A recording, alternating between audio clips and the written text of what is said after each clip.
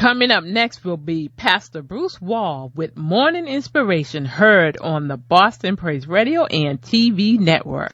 This broadcast is being sponsored by Ethos. Ethos delivers free meals on wheels to thousands of older Bostonians.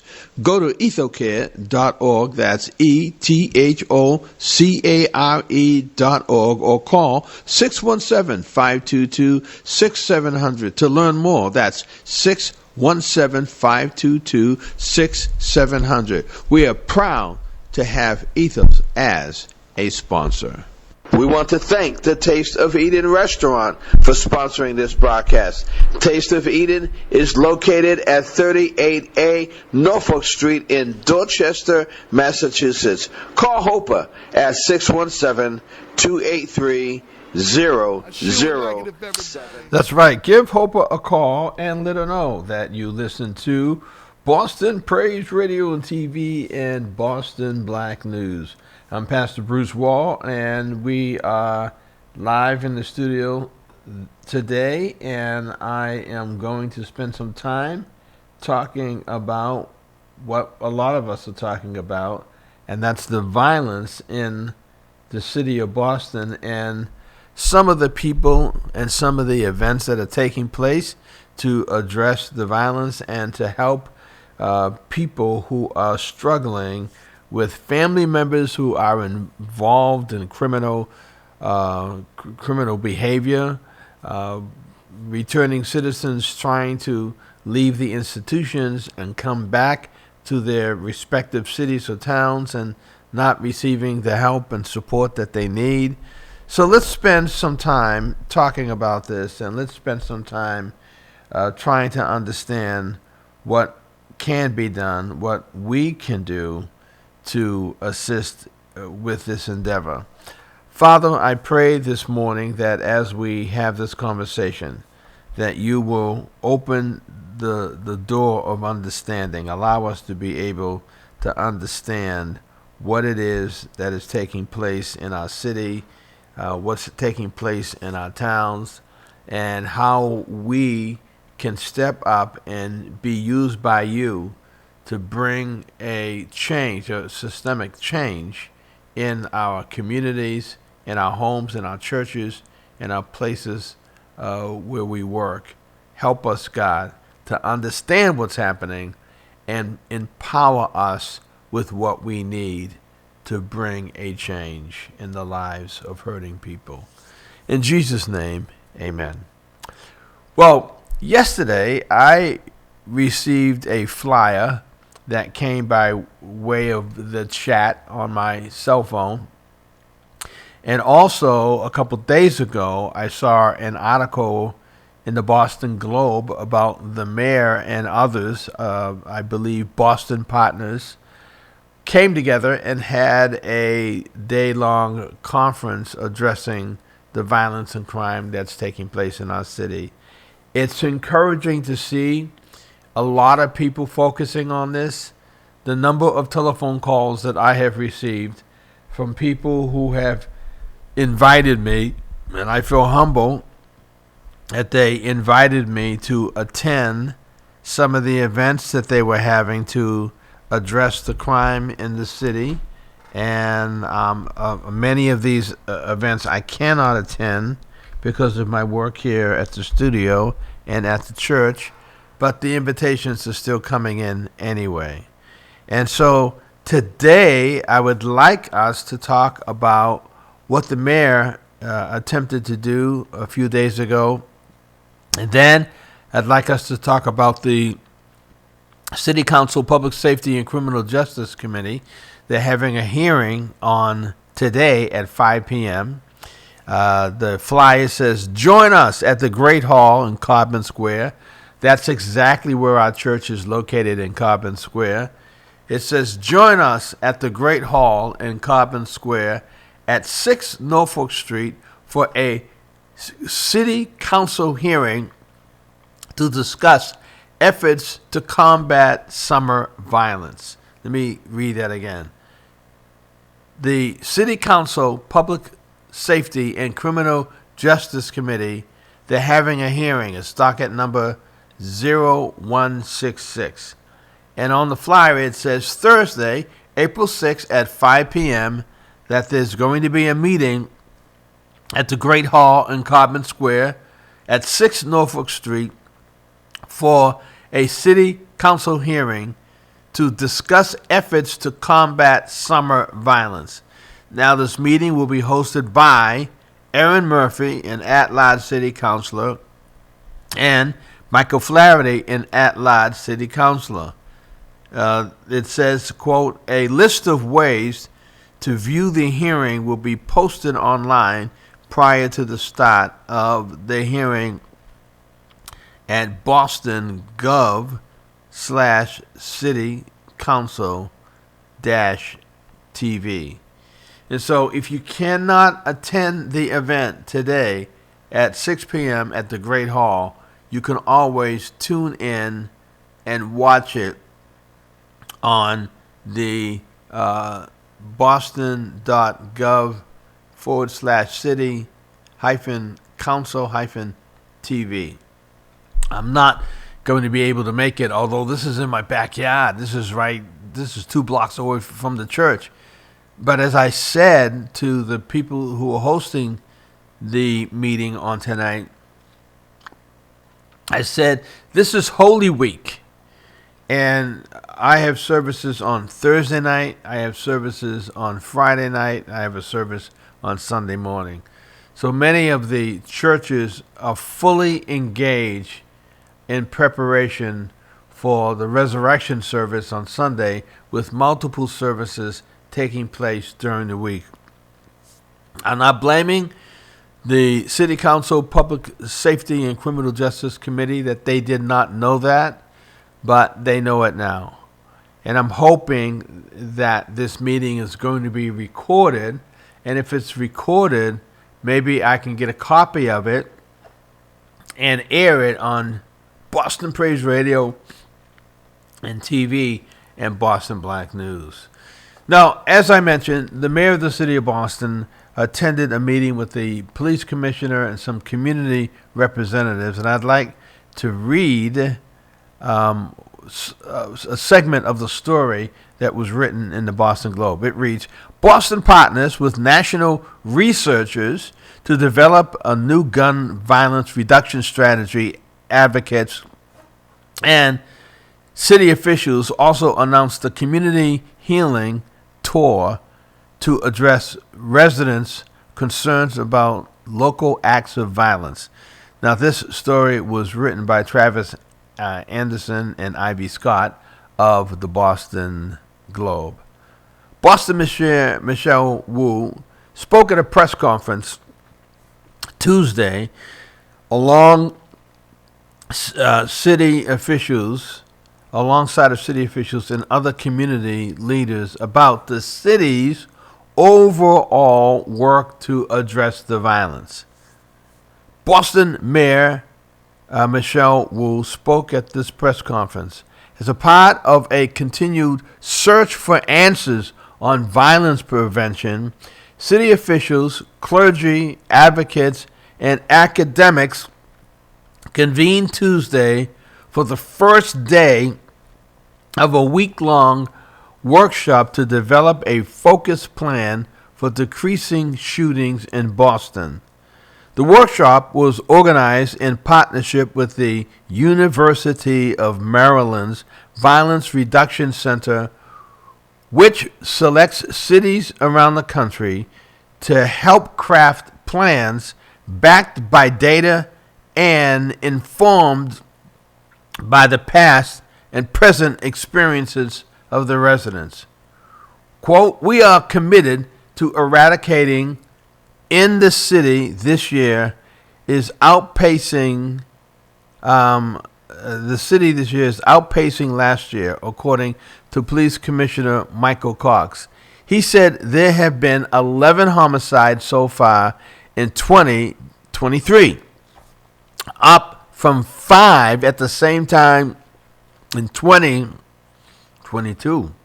Quote, we need to do all we can to partner with everyone, all the stakeholders in the city, to make sure that we respond appropriately for today's issues and problems to resolve them, Cox said, end of quote.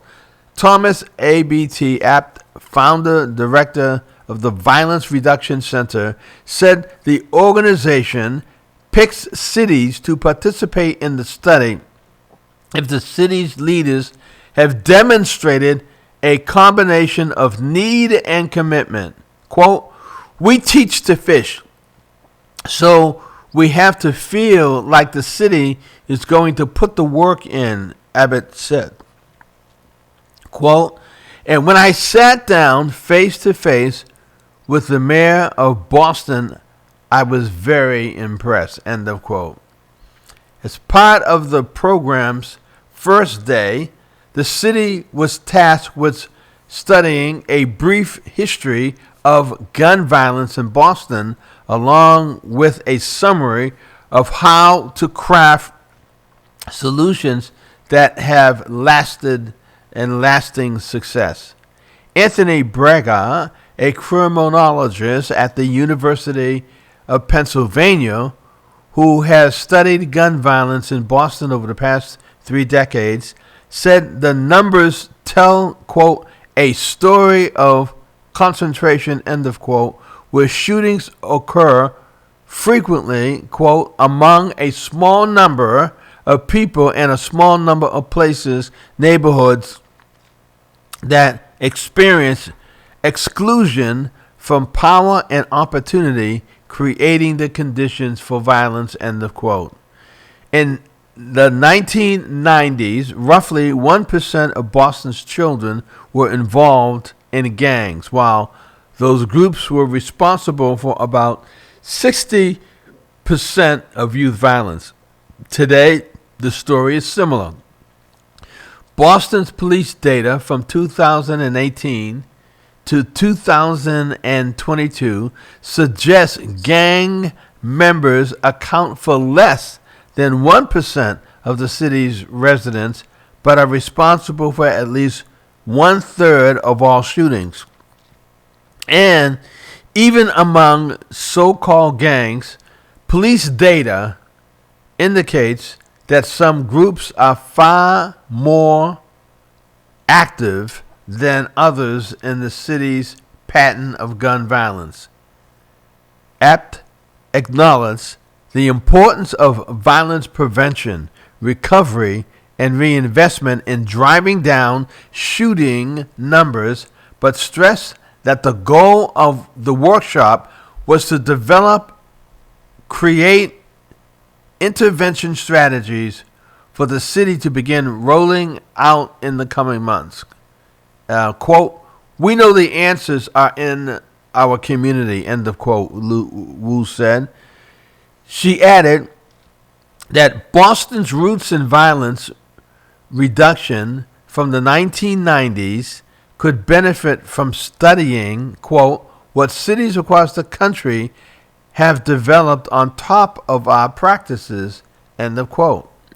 As part of the city's push to decrease violence, officials announced the launch of a, quote, community healing tour, end of quote, to search solutions from residents to prevent further crime. James, quote, Jimmy, end of quote, Hills, a community advocate and radio host who said he's working with the city on the tour, said organizers will use data to hone in on 4 neighborhoods most impacted by violence and host community meetings in those locations.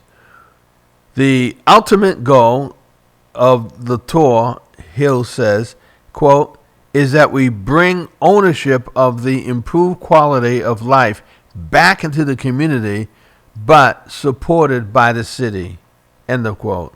Isaac Yablo, the city's senior advisor for community safety, said in a statement that the work done in violence reduction centers programs will help build, quote, a multifaceted community violence prevention intervention and recovery ecosystem that deserves our most historical marginalized communities. Quote, the cohort will help to uplift the experiences of direct providers while concurrently introducing new perspectives that will prove how we serve our constituents, end the quote, he said.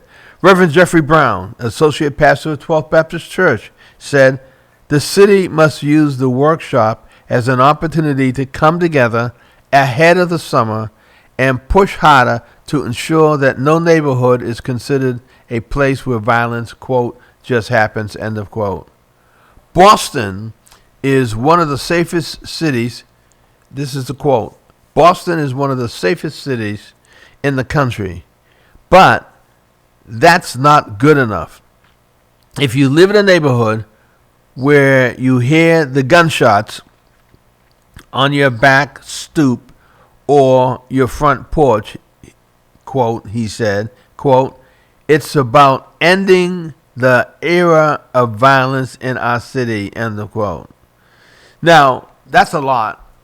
There's a lot said here, and it seems to me that the mayor is trying as best as she can to address violence in our city, and she's pulling in some newer players and associates and people who have had some experience in addressing the crime in the 90s and 2000, and some newer people like Isaac Yablo, the city's senior advisor of community safety. He's new, working for the city, and every administration has had their own plans. I remember that Mayor Menino and his police commissioner, when it got hot in the city during the summer, what they would do is have the police go in and arrest as many people as they could who had outstanding warrants, took pictures of it. It was in the newspaper, press releases, and it sounded like finally the city has pulled in the people that are causing the problem. But what we realized that was really a photo op, because as soon as the arrests were made, a number of these people went to court and were released either on bail or personal recognizance. They were back out in the community, and the community, most of us didn't see that, although the people who lived in those areas where these folk lived, they saw these folk come right back to the community. So it was a public relations job, and I hated it, because what you did is that you just went out and just arrested a group of people, and then you let them go back into the community. So Mayor Wu is trying to come up with a new plan, a new way of doing this, with some newer people and some older individuals who have been involved in addressing crime in our city for a number of years.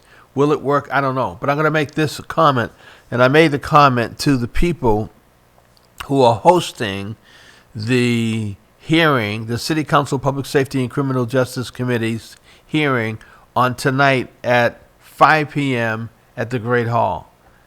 They want to come up with a plan to combat summer violence, and I appreciate that. But when the city is in the process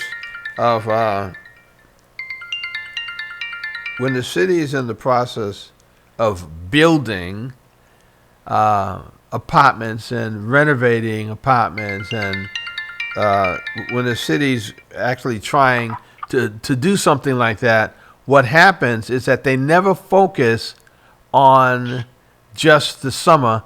They focus on 20 years down the line. And so when people come to me and say that they're putting together a plan to address just the summer, it bothers me, because that's short-sighted. You should be planning for the next 20 years out. Yes, you can focus on the summer, but you need to go for 20 years. The city never just focuses for 1 month or one season. They always focus for 10, 20, or 30 years.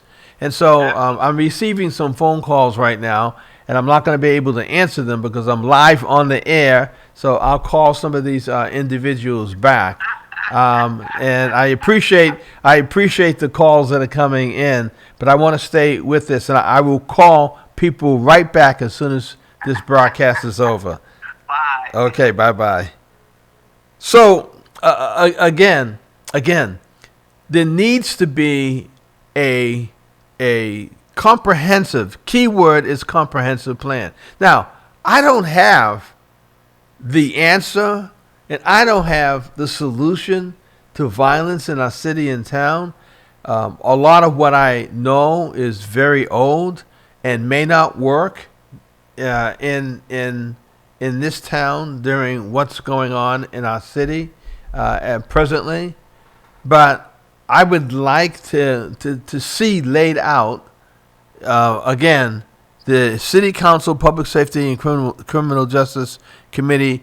They're having a hearing, and again, their focus is for the summer. What troubles me about this is that we have a city council election coming up in November, and what I don't want people to do, and especially people who are running for office are always suspect when they have meetings in the black community regarding different issues, or in the white community, or whatever part of the city they're having their meetings. People who are running for office are always suspect because people are saying, you're getting ready to run for office. Is this the reason why you're hosting these meetings? I'm not saying that the Committee on Public Safety is doing that. I'm just simply saying there are people who will say they're concerned about people who are running for office in a few months doing something like this. Now, I know Aaron Murphy. I know Michael Flaherty. I've worked a lot with Michael Flaherty over the years, and whenever he rolled up his sleeves and got engaged and involved in some of these issues with me, we were able to do some good things. I'm just starting to work with Erin Murphy. I'm just getting to know her, and I'm getting to know her heart, and so I'm hoping that we can work on some of these things together. There are some city councilors, for example, there's been this discussion about what are we going to do about youth violence in the schools. And there has been a lot of talk about wanting to have the metal detectors and the police back into the school systems. And a lot of the black and brown city councilors are objecting and saying they do not want the metal detectors. They do not want the police back in the schools. And it surprises me that a number of the white members of the city council want the metal detectors and they want the police back into the schools. So there's a very serious difference of opinion. And if I could, but I can't, I would have attended the meeting that's happening tonight at the Great Hall, because I would like to hear what the white city councilors are saying today about safety in the schools. And I also want to hear what the black city councilors and state reps and senators are saying about safety in the Boston Public Schools. All we need is one major incident of a young person getting a gun or a knife into a school and hurting people for us to roll up our sleeves and get have a brawl because the city did not do what it could have done to prevent those weapons from going into the schools. And one of the things that I learned when I was at Shavu Skating Rink in 1988 was that they had a hand wand. It was a wand, and so when young people came into Shavu, they had to go through the wand. They was scanned, and most of the young people coming in knew that they had to go through this procedure. They had to be checked out. People wanted to know, are you carrying guns in here? Are you carrying any weapons, any knives? And so the young people would hide their weapons outside. And the staff at Shavu was smart enough and strategic enough, really, in how they went about this, that they went outside and they found the weapons and they confiscated the weapons. Because just because young people did not bring the weapons inside of the skating rink, they could have left them outside and then leave early. I saw this once, leave early, post up outside of the skating rink and do damage on people that were coming out. So I want to go on the record. I want to go on the record as an individual now, not as an elected official, not for someone who's running for office in a few months. I want to go on the record to say we need to do something about the safety of our children in the Boston Public Schools. We need to do something. And one of the things that I'm going to keep putting on the record whenever I talk about this is I trust Larry Ellison, Detective Larry Ellison, with everything that I hold dear. I would trust him to protect my family. I would trust him to protect the church. As a matter of fact, I had a conversation with him about wanting to pull together a group of pastors in one place and have Larry Ellison talk about safety in our churches, things that we can do and things that we cannot do. And one of the things that he said to me, he said, it's a good idea. He said, but whenever I go into a church and teach them about protecting their congregation, he said, I do not like the idea of having 10 or 15 or 20 pastors in the same place because every church is different. Every exit, every entryway. Some churches have security systems, others do not. He said it's important to be at a church talking to the pastor and the leaders of that church because we need to prioritize what that one church needs to do. And I never thought about that. I never thought about it that way. So what I would like to do is to have a group of pastors come in for a very brief 30-minute orientation with a person like Detective Larry Ellison and ask them if they would like him to come to their churches and talk with him and allow him to outline what that one church needs to do to address the violence in their neighborhood as well as in their church. Because we cannot just focus on wanting to keep the churches safe, right? We can't just be narrow-minded and say our focus is just on the church. The focus needs to be on the inside, right? We want to protect people when they come inside, but we also want to protect people when they are outside in the neighborhood. We want to protect the neighborhoods where our churches are located.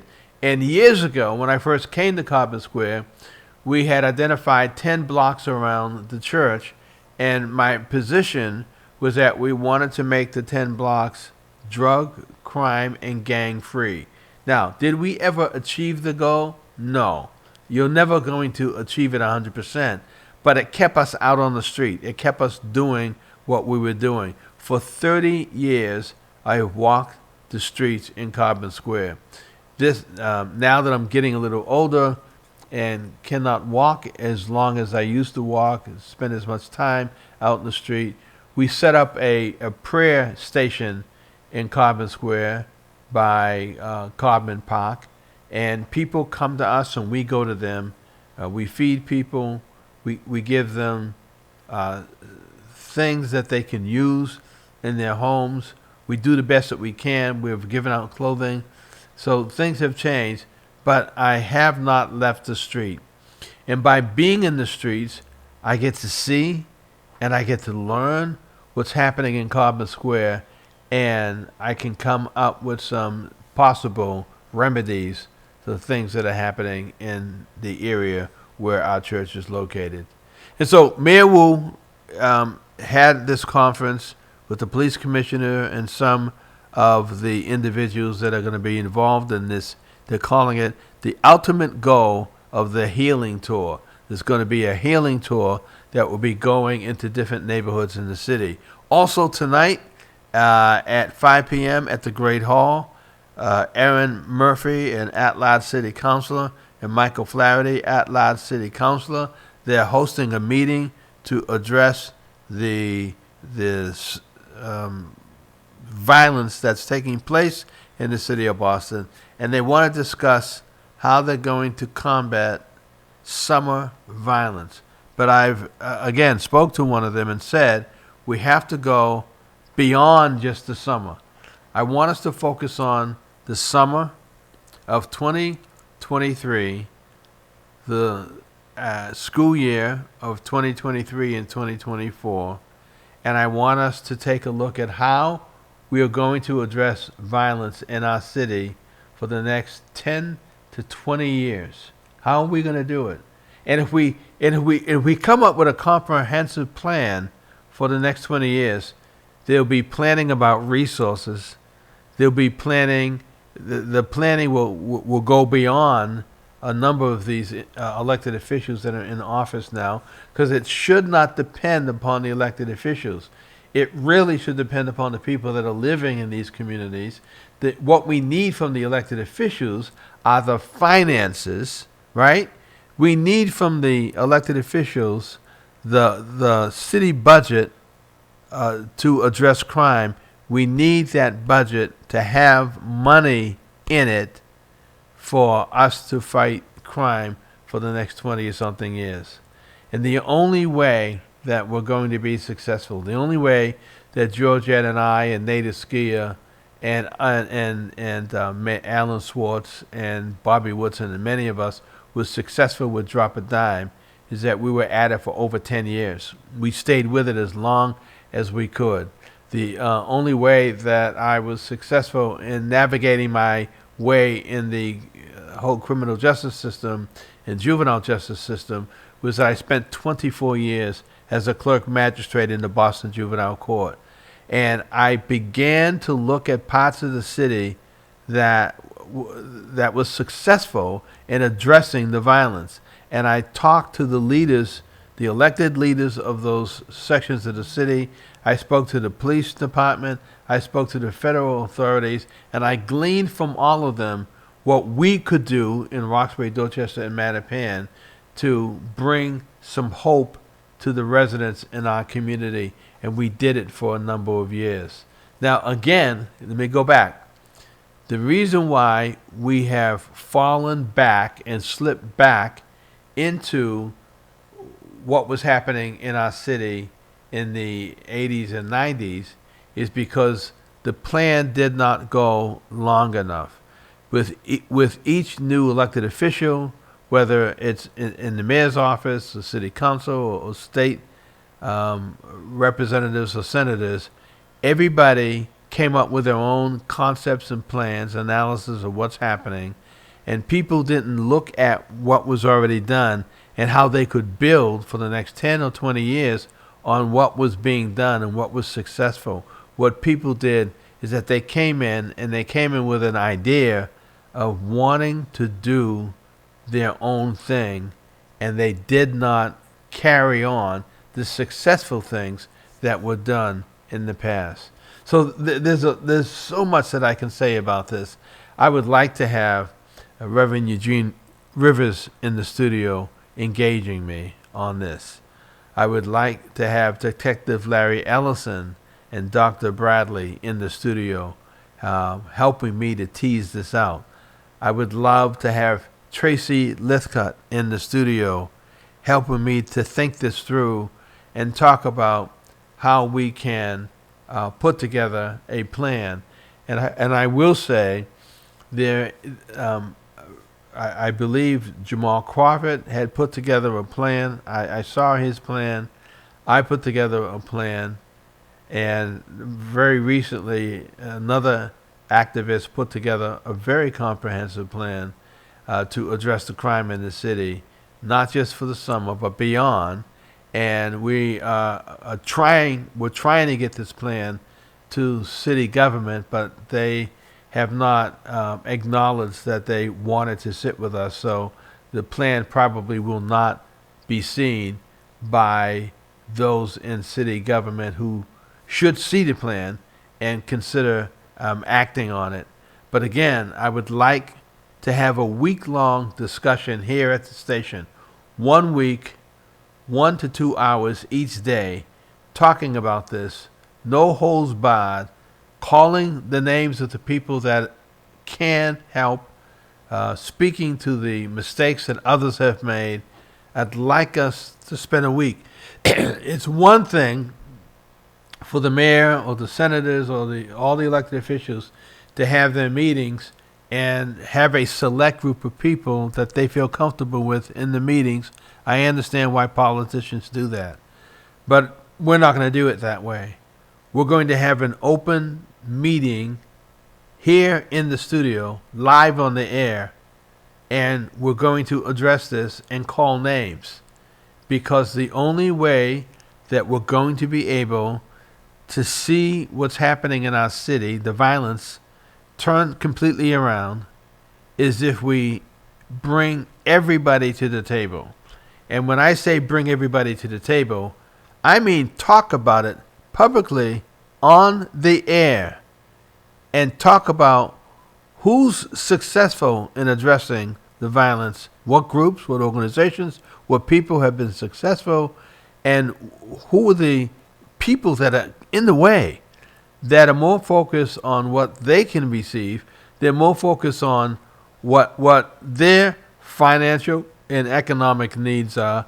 Can you imagine a person having a position of power and authority, receiving a check every week or every month, but not having a budget to create the change?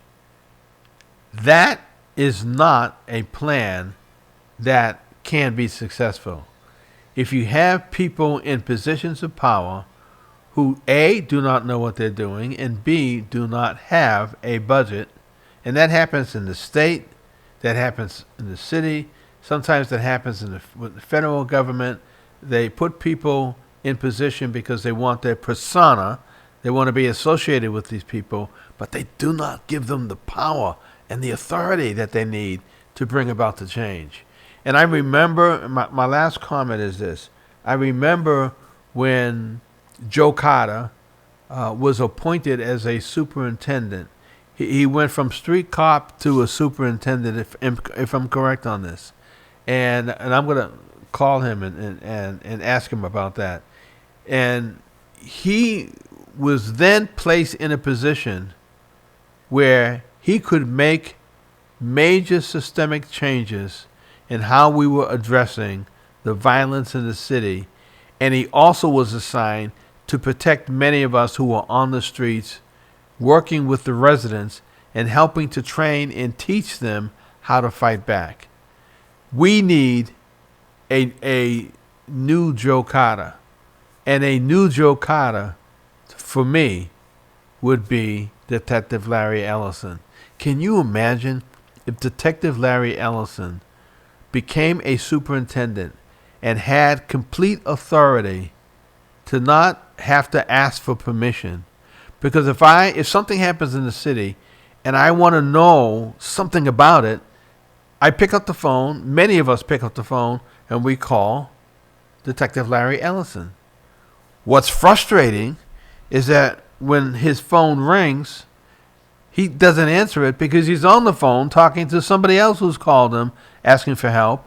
You can't leave a message on his phone because so many people call him that the phone is the answering machine is always full. And then if you do reach him and say, "Can you tell me about this incident? I need information. I need intel," his response is, "I have to go to the police department and get permission to give you this answer." When Joe Carter became a superintendent, he never had to go and talk to his superiors in order for him to talk to us. As a superintendent and with his assignment, they recognized that he had good judgment. He had the type of judgment where he could make a decision on behalf of the community, and he could bring information to us, and we were not going to spill the beans. And he gave us information to help us to deal with our community and to be safe. So, again, Detective Larry Ellison, we need the new Joe Carter. And Detective Larry Ellison could be the new Joe Carter and then some. I'm going to put together a public service announcement here at the station citing Larry Ellison, Detective Larry Ellison, as the person that many of us in the community want. Because until Detective Larry Ellison becomes a superintendent and has the power and authority to work with us in the community, many of us are not engaging in the fight against crime because A, there's no police officer for us to go to that trust us or that we trust. I don't have any. There might be some people listening to me who have their police officer that they engage, that they trust, that they work with, but I don't. And many of the people that I talk to about the subject of youth violence or violence, period, tell me they don't have an officer like a Joe Carter to go to. They go to Detective Larry Ellison, and Detective Larry Ellison doesn't have the clearance to give us the information that we need. So we're frustrated. I make the assumption that he's frustrated, and people in the community that we would like to talk with and convene and have discussions with, we can't even give them information because that information hasn't been given to us. We're going to talk more about this in the coming weeks. I'm going to sit with some people and put together a week long, starting on a Sunday, going from Sunday to Saturday, a week long conference here at the studio. And we're going to talk about this in the morning and during the day. And we're going to address it and call names. It's time. For example, it would have been great for Michael Flaherty, City Councilor Michael Flaherty, and City Councilor Erin Murphy to have booked some time here at the station and speak to the community through our radio and TV station and reach some of the same people they're asking to come out of their homes, right? To reach them on the radio station. It would have been great for them to utilize what we have to communicate what they're going to communicate tonight. Hopefully, we'll be able to set this up. I'm Bruce Wall, and you've been listening to Morning Inspiration. We are a talk radio format along with some gospel music, and we're hoping that the gospel music, the talk, and the news is keeping you informed, not just with my broadcast, but with the other broadcasters that are on the air on Boston Praise Radio and TV and Boston Black News. Coming up at the 9 o'clock hour will be People Power with Priscilla, and she has a number of guests who will be on the air with her. So they're going to be talking about the federal case that's actually in the federal courthouse addressing the new voting districts assigned to the city by way of the Boston City Council. There's a lot of tension about it, and we're going to hear more about it from her and her colleagues today at the 9 o'clock hour. So stay with us. Do not go anywhere. We're going to be right back in a few moments. We're just setting up the studio and getting ready for this broadcast. Stay there.